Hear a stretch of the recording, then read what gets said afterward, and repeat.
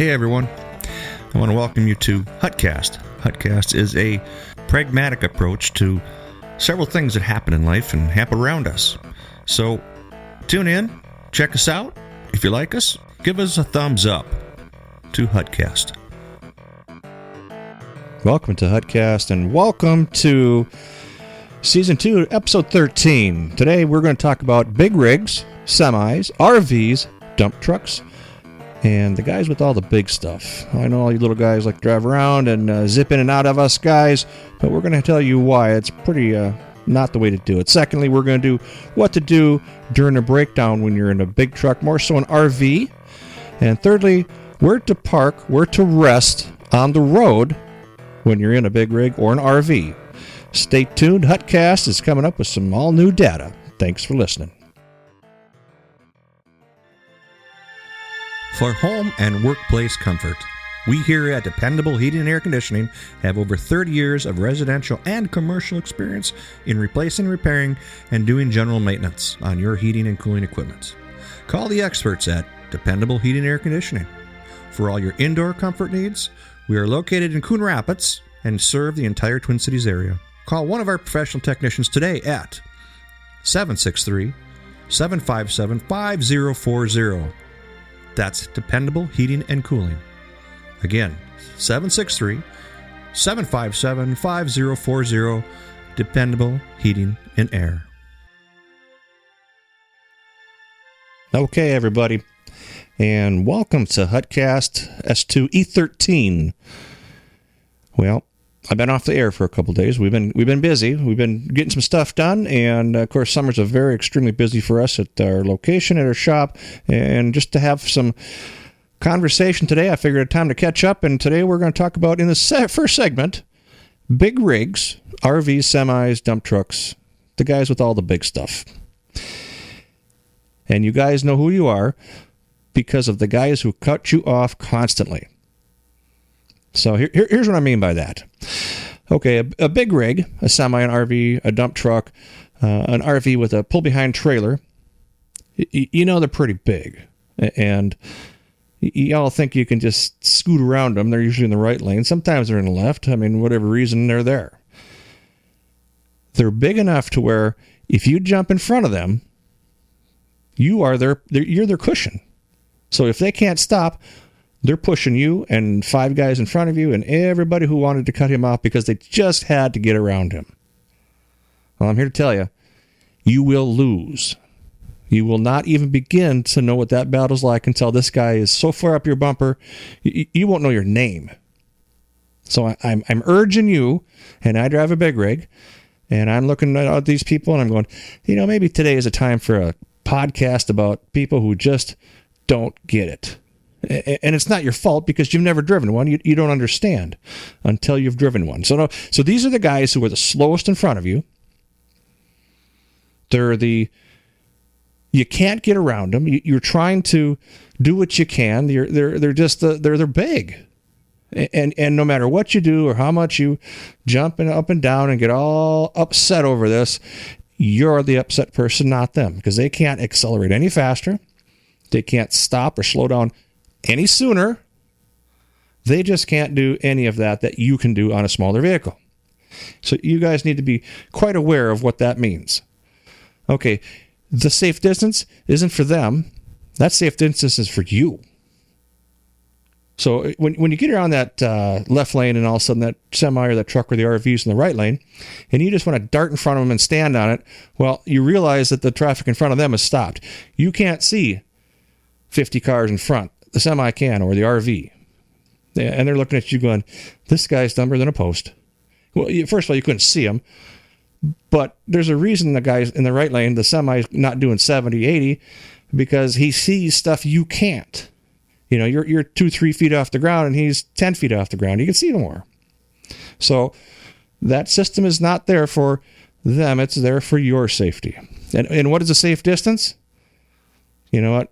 A semi, a camper, an RV with good working brakes can only run so good before they can't hold the brakes. Like let's say on a semi, let's say something 53 foot to 65 feet. They've got 22-inch tires, they've got air discs. They're set up pretty well. But with 80,000 pounds on back, that stopping distance diminishes greatly. And here you are, you just zip around in front of him, and oh boy, well, now we got something in front of you. Now you have to stop, and he has to stop all that and try not to kill you or your family. So if you're one of these rotator cuffs that just constantly pull out in front of trucks or big RVs, you need to drive one. You need to be that guy and say, hey, you're that dumb. You shouldn't do that. Okay. Next up, we're going to talk about blind spots on all rigs. Doesn't matter what it is. The blind spot's a blind spot. You could have a Chevette with no mirrors. You're still in a blind spot.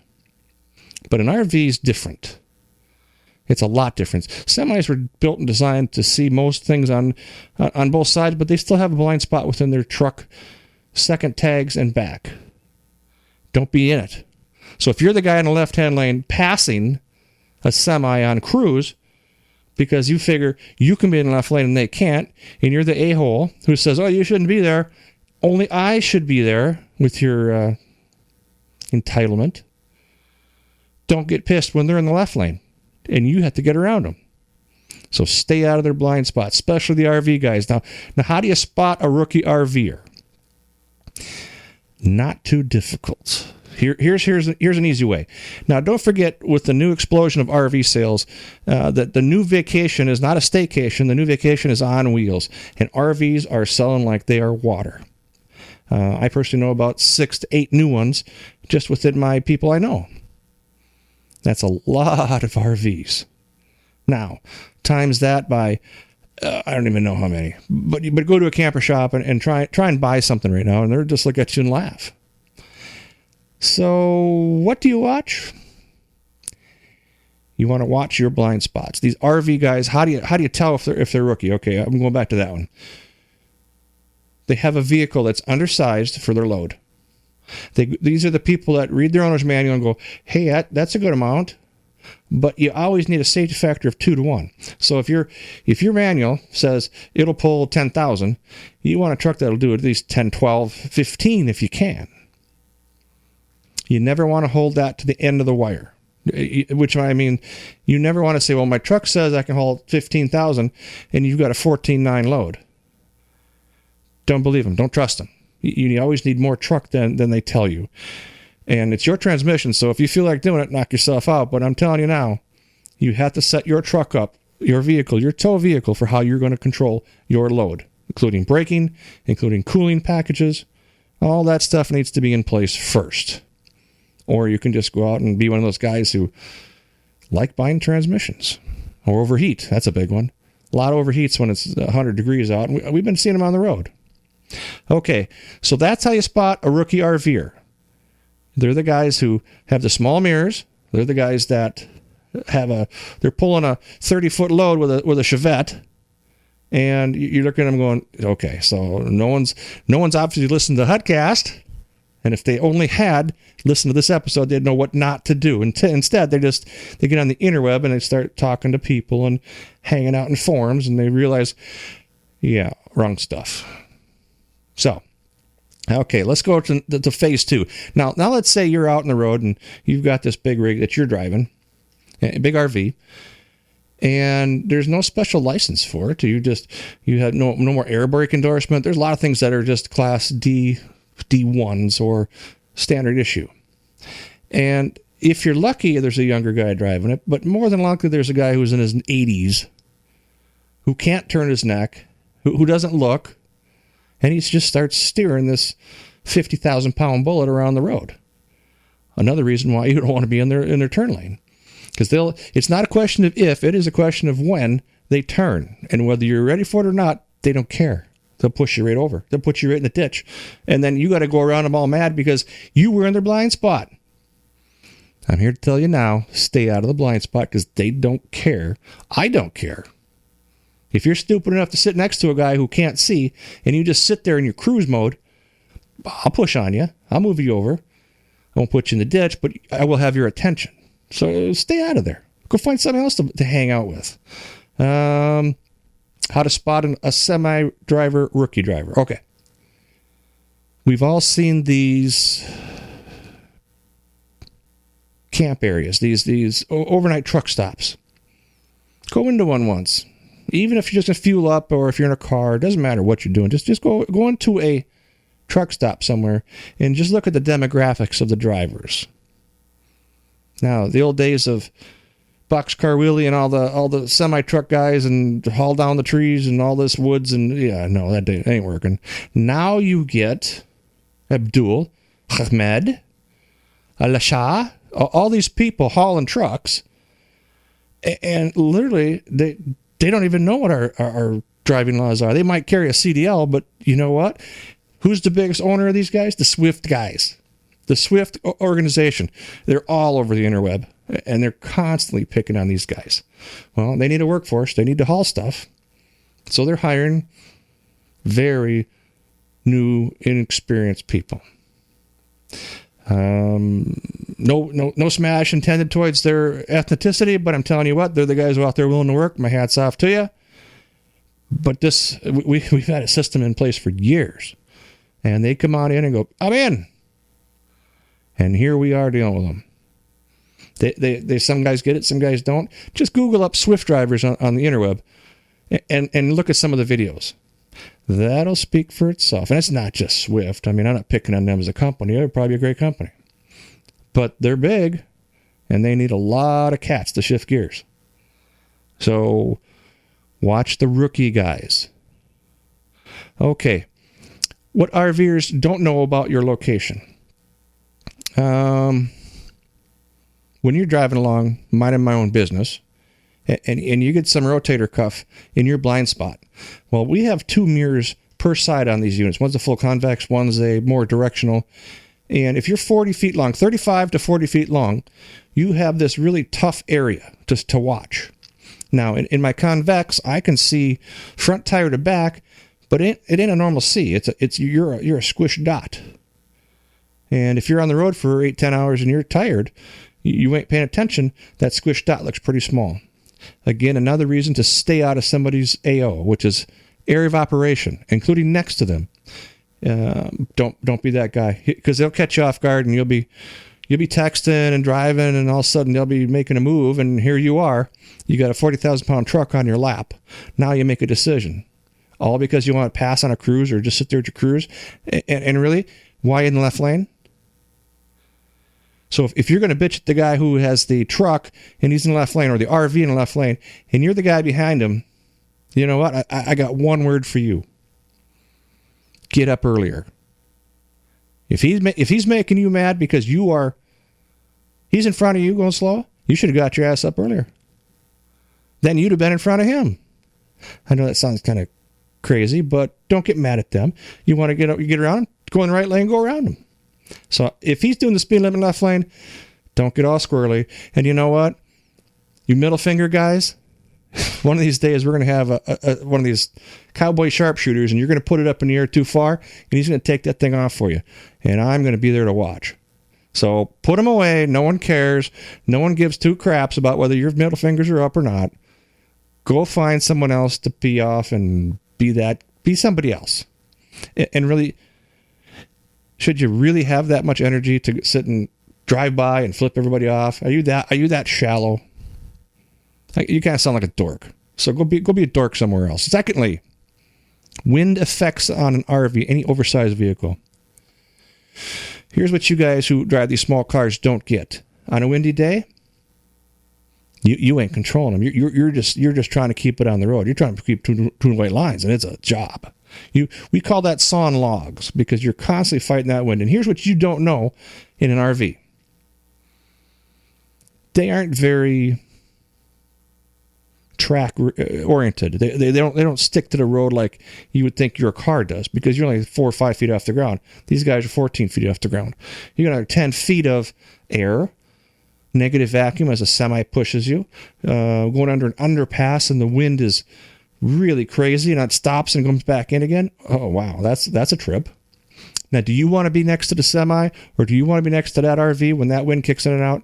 Go ahead. They'll make your day. Otherwise, again, don't be in their AO. That area of operations is for them.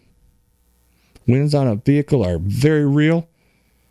You get out in the Dakotas or you get out in the flatlands, sometimes that wind will push a big semi over on the road. I've seen pictures. I've never seen it in person. I felt it. Let's come out of, eastern part of Montana, is going into Dakotas. That wind caught me, and luckily someone wasn't in my AO, and that wind pushed me almost completely to the next lane. My steering wheel, I cranked 90 degrees to one just to compensate for it, and I was still making a move. I wasn't prepared. It just happened. So, you small guys, you Hondas, you Toyotas, all you guys who think they can zip in and out and then start sucking up someone's safe distance zone, don't be that guy, because you will not win, because they will not stop. They can't. All right. Ends this segment. We're pushing on about 14 and a half minutes. We're going to talk about next what to do during a breakdown. Stand by. A word from our sponsors. Now a word from our sponsors. Today's sponsor in part by Excel Roofing. Excel Roofing. They do it all. Roofs, siding, framing. You need a house? Give Excel a call. I've used these guys personally in the past. Have a professional crew. They're conscious of your job, and they want to produce the finest quality of craftsmanship available. Excel Roofing, 763-712-0757. Again, 763-712-0757. Excel Roofing, Dayton, Minnesota.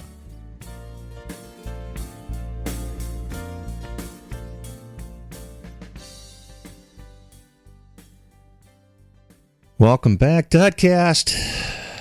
Okay, guys. What to do during a breakdown? There's a whole lot of stuff going on. There's a lot of equipment out on the road. The first thing you got to kind of figure out is where to stop. You're in a car. You can scoot over reasonably quick, unless you're in the middle lane. But in a big rig, an RV, something like that, you don't have the space. If an RV flaps on its four ways, or if you can see they're in trouble, don't be the wahoo. Don't be that knob who has to just get by on before, I can't do this. I got to get by that big truck. Don't be that guy. There's just 2 more seconds for an RV or a rig, a camper to get to the side. But some guy like you comes in and just does that. You don't need to be him. So where do you stop? Okay.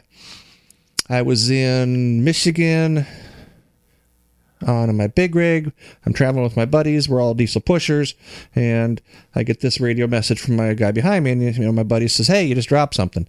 And just as I'm picking up this microphone to say, what?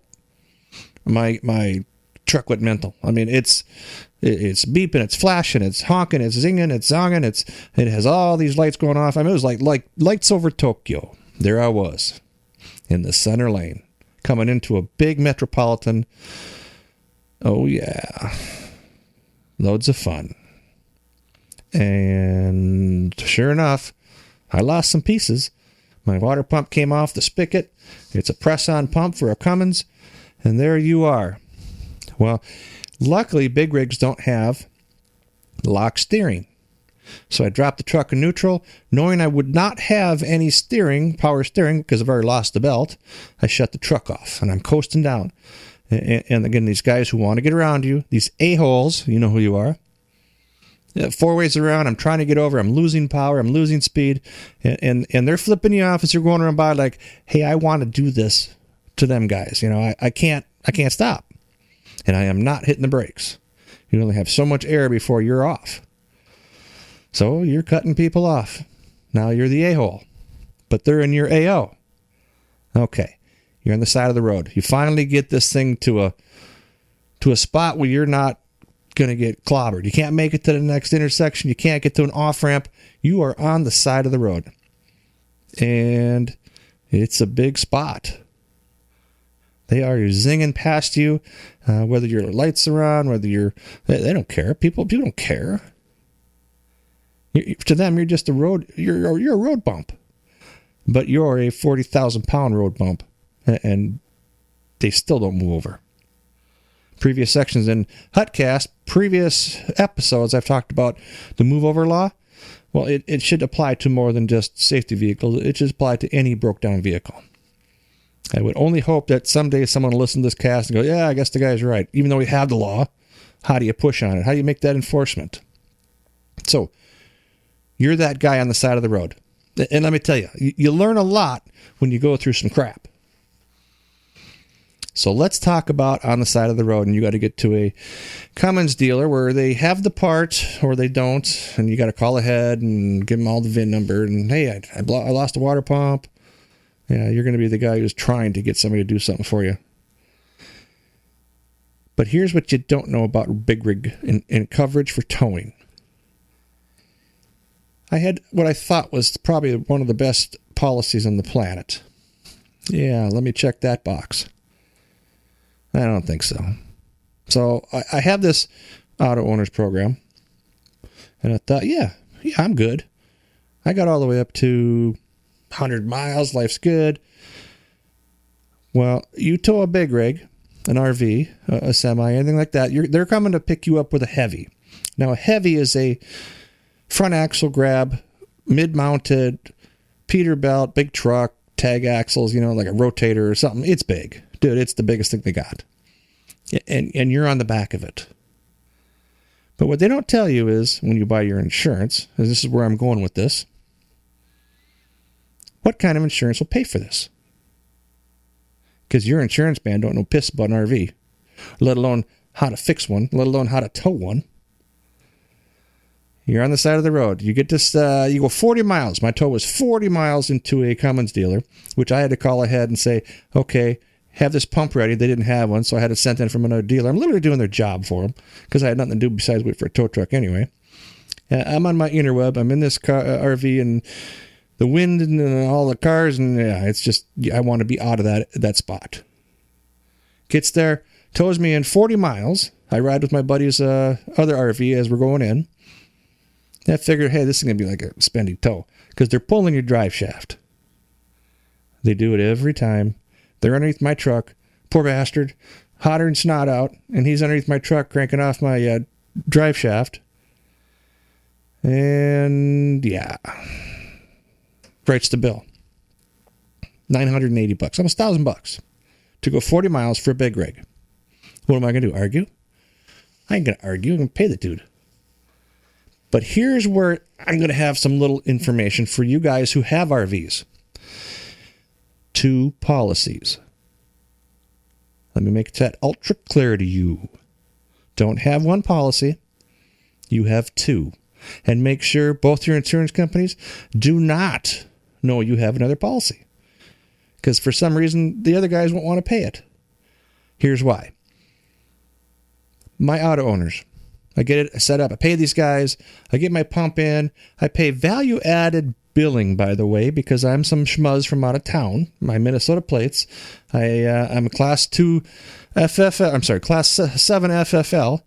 And I've got inventory in the truck, which I cannot leave. And I explained to these guys, look, I can't leave this truck unless I have it in the hands of a Form 4 or 47 or someone who can watch the guns. Nope. They're getting her done. They have nobody there. They don't want me staying in the parking lot for the night. Which, that really wasn't that bad. I think I paid $600-700 to get a pump on. So, either which, it was about a $2,000 stop. Okay. I turned the bill into my insurance company. Hey, I got $900, almost $1,000 on this.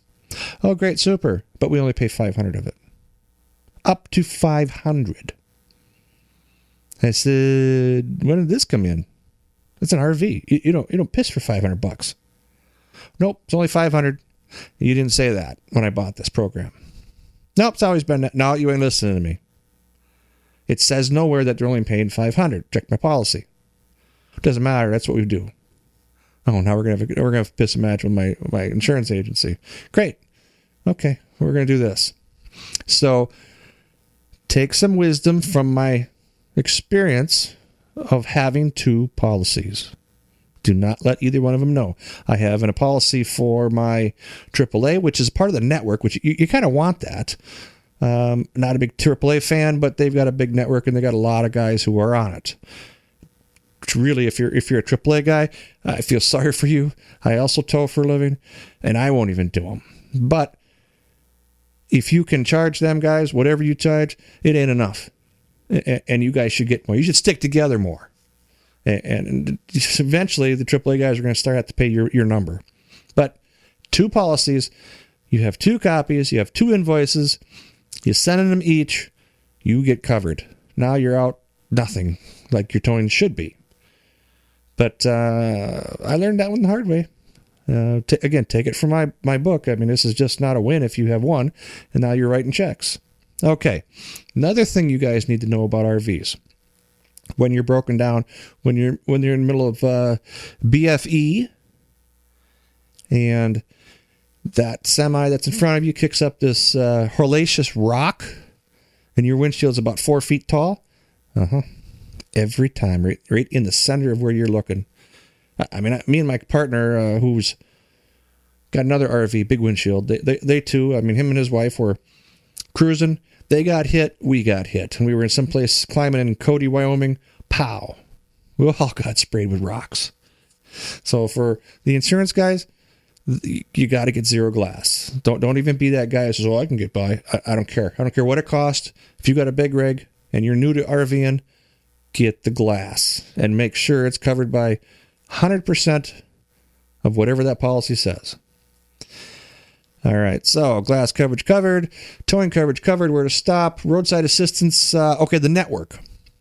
Read my show notes here.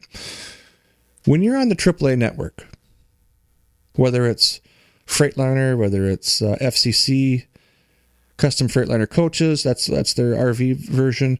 Whether you're Spartan, whether you're, the cat guys aren't doing it no more.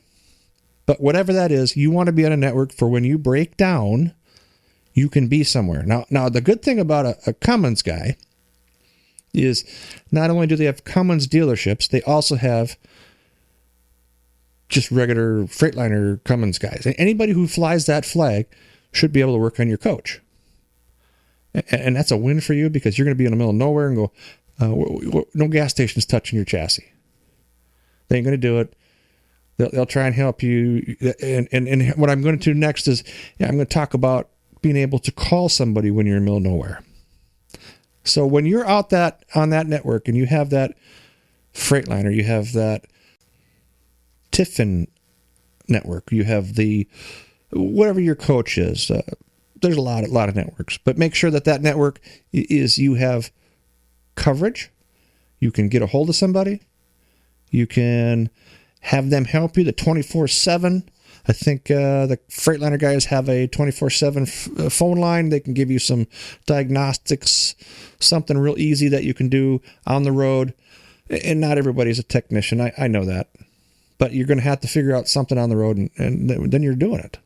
Okay.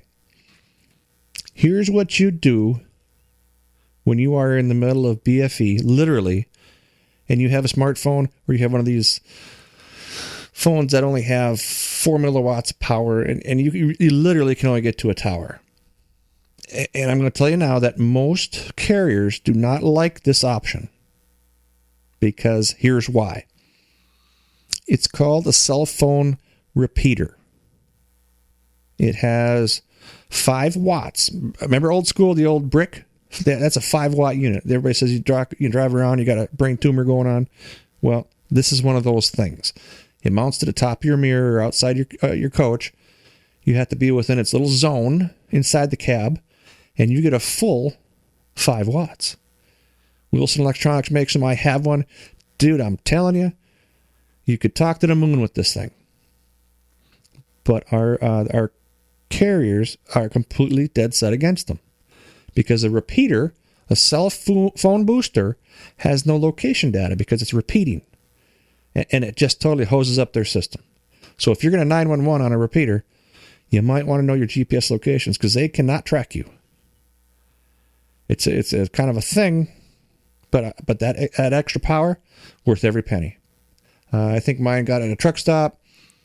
My antenna gets clipped on, and just from the A to B, with and without it, it's 10 times more power. I don't know about data. You're not out the road. You're not surfing the internet with it, but it can do that. But when you got to call somebody and get your butt out of a situation, the repeaters are the ticket to saying, okay, you have some backup.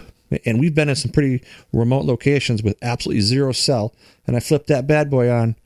Hang on to your bars because it's full 5-pin. We used to call them 5x5. That's how many bars you have. Okay, moving on from the high watt booster, how to change a tire on a trailer with duals. A friend of mine bought a new rig and doesn't have a jack. And been around for a long time, these how to change tires. Now, it's a pretty easy gig if you just do a couple of things. You do know that if you pop a tire, more than likely it's going to be 2 tires on one side, but let's just say it's one for this, just the show here. You always carry level pads. These level pads are for leveling the RV, and this goes for the trailer guys. Usually not at all for the Class A diesels or Class Cs because they have their own lift system. You put it in front of your good tire on the flat side, and you roll up on it. But here's a clue: loosen your lug nuts first, because if you try to loosen them when it's in the air, you're going to be that monkey doing a football. Keep it on the ground so the tire can't turn. Break your wheels loose, your lug nuts. Roll up on it, and the front tire will lift the back one up if the back one's flat. Now you can take it off and change your spare without having a jack. We call him the Polish Jack. So there's Polish Jack on the side of the road getting himself out of a spot by merely having a couple of lifty boards. Winner chicken dinner on that deal. All right, that ends this up. We're at 15 minutes into this segment. We're going to take a break, and we will be right back with where to park, where to rest while you're on the road. Kind of a big section. Stand by.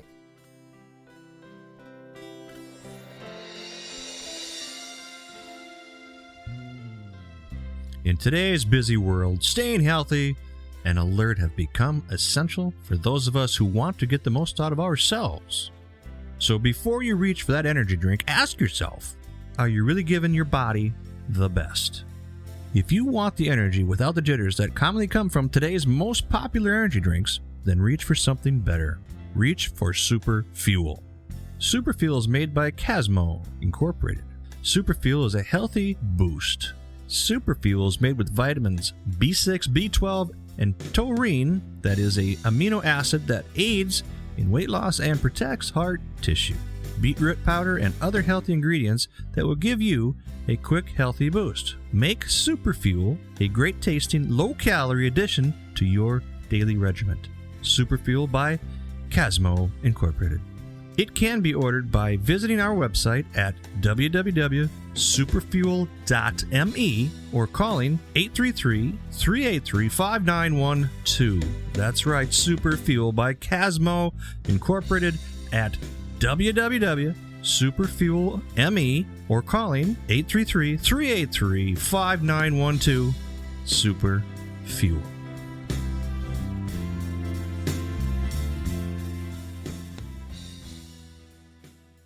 Welcome back to Hutcast. This segment, we're going to talk about where to park, rest while on the road.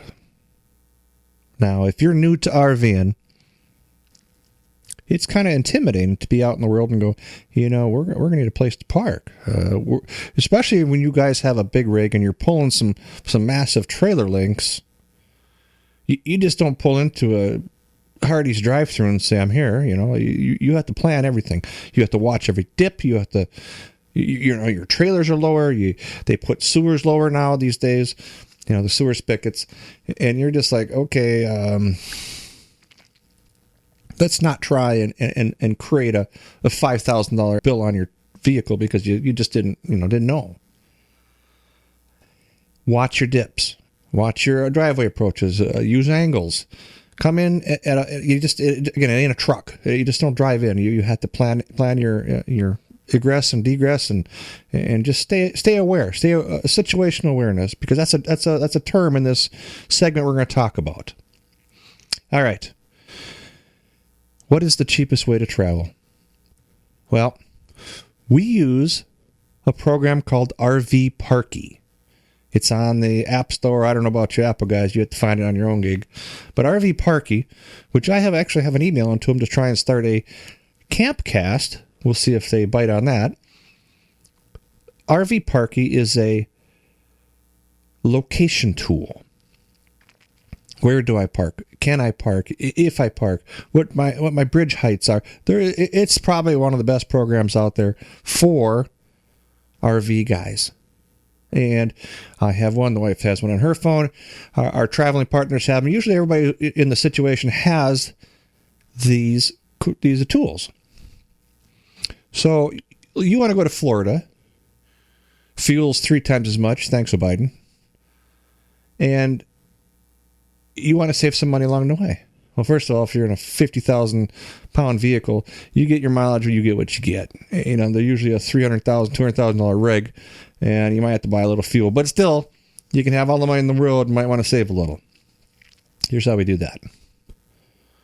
In RV Parky, there is a function where you can stay at selected Walmarts, selected areas, wayside rest, truck stops. Oh, you name it. It's a badass tool. Open it up. I don't care if you're traveling in a car. It's a great tool. Hit the GPS locate on your unit. It will tell you within a certain distance how you're traveling, where you're traveling, forward, backwards. It doesn't matter. I mean, you're gonna have a spot, and it'll give you these spots that they're free, they're not free. They give you the phone number of the company you can call, or let's say it's a Walmart, let's say it's a whatever it is. I'm telling you, it's hands down one of the best tools there is. That's how you travel cheap. You don't have to worry about, is there going to be a spot? Will there be a spot? Are the wayside rests filled up? If you travel at night, the truckers usually got to have a place to crash. That's the place they're going to crash. You can either maybe have a spot with, you know, plenty of space to park. Again, it's very nice to have this resource to you. How do I find these locations? Again, in the program, when you hit the locate, it gives you how many miles ahead of you, what's your distance, what you're traveling, and you can just zoom in on that spot, grab the deal. If you want to call ahead, if you don't, again, it's pretty neat. It's a pretty neat deal. So I highly suggest downloading RV Parky on the Google App Store and give it a shot. Even if it's just, you know, you're a new guy, just kind of, you know, you travel in a van and you want to know where the wayside rests are, bathroom to bathroom, whatever it is you need to do, give it a shot. Okay. We're going to talk about some on-road security. Not like our security guys who help sponsor this. These guys are electronic experts. You need protection experts. The on-road security in which you have to provide for your family is with you. It lies with you. Your AO, which again is area of operations, and your situational awareness, you don't know who's watching you. You don't know if you roll into a truck stop and you have who knows what, where a lot of sex trafficking crimes happen. You don't know. And do you want to find out? I don't think I do. So if you're a big 2A'er, the question you got to ask yourself is, how many weapons are enough? You know, personally, when I travel, it's an undisclosed amount of units that come with me, and they're all at the ready. You can only have so many states that are okay your reciprocity for, you know, to carry. But at that point, you know, you can be judged by 6 or carried by 12, you know, take your pick, or judged by 12, carried by 6, however that works. You can't carry enough weapons in your vehicle. You can't carry them enough inside. You can't carry enough outside. You know, they're on you. You are responsible for your safety and your family's safety. And again, you are being watched. These trucks that pull in, you don't know what's going on in that cab. Not saying they're all that way, but don't take the chance. Carry enough armor, carry enough equipment. Teach your wife, teach your kids, whoever's traveling with you, teach them how to operate and keep everybody safe. Because, you know, Cops take great reports. You'll just be a report. Only one person's going to stop them, and that's going to be you. I don't know about these guys who think that guns are terrible and they're out of their tree. I don't care who they are. You'll be the guy who's protected. You are the only one responsible for your safety. So start being responsible for it. All right. What to watch out for truck stops. I've been to a lot of truck stops. Had a lot of good times there. Got a lot of great service out of those truck stops. Truck stops keep buying up other truck stops, and then they start doing other names. And where I work, there's a truck stop going in there. Quick trip, 50 truck capacity. That's pretty small for a truck stop. I-80 truck stop, the most awesomest place in the world. If you're going through eastern Iowa, stop. Hit the brakes, go in there, check it out. It's like Disney for Chrome guys. It's awesome. So I-80 truck stop, highly recommend you stop in and go, I want to be there. It's a city within a city. What to watch out for? Well, again, I haven't had much issues over the years. I have had people walking around, these truckers, these people, these guys, they want to, get out and stretch their legs, and they could be walking around your stuff. They could be, who knows? I mean, your dog's got to go potty. Guess what? Someone's got to let him out. And if it ain't you, it's the wife. You want to be awake. You want to be completely aware. You want your equipment cocked and locked. You want to keep an eye on her, because if you turn your back for a second and don't pay attention to your kids, your 17-year-old daughter, whoever that is, don't turn your back. Even if she's got to get up and do it, keep your eyes on things. Never let your kids go in unattended, without an adult or without someone with your party. Always, keep them in that AO of yours. So that's what I have to say about that. So, moving on with some more fun. I had to explain to some of my family members what a lot lizard is. Now, again, this is just some informational purposes only. Don't go out and say, hey, I listened to Hutcast, and here's how we do this. So, a lot lizard is a truck stop prostitute. Yep, you heard me right. Truck stop prostitute. And I've been in truck stops a long time, and there's some things I learned I didn't even know recently. Like, how do you attract a lot lizard? Oh, God. I'll tell you what. Here's how you attract a lot lizard. Again, for informational purposes only. You pull back in, leave your cab lights running, and there's most trucks have called an ICC flash.